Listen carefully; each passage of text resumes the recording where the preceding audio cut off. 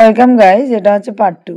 এটাতে দেখো আমরা মন্দির থেকে পুজো টুজো দিয়ে না, এবার কবুতরের কাছে মন্দিরে যে কতগুলি পায়রা আছে না, ওইগুলির কাছে গেলাম। ওখান থেকে আমরা ঘুরে ঘুরে এবার ঠাকুরের যে মায়ের যে মোমবাতি জ্বালানো হয় ওইখানে গেলাম।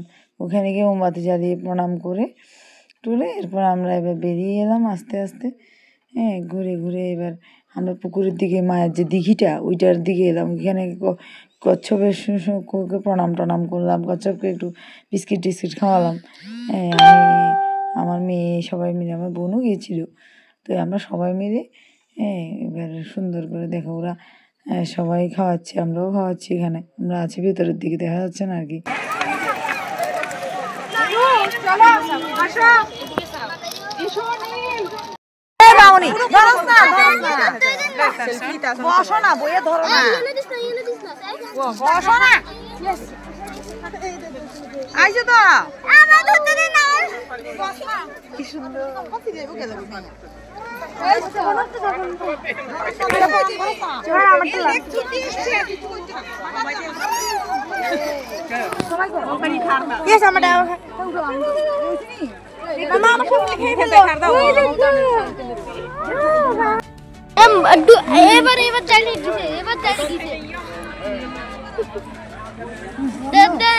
একটু ধরুন, একটা ফটো তুলিস। চল আর লাগতো না, চল চল চল চল চল।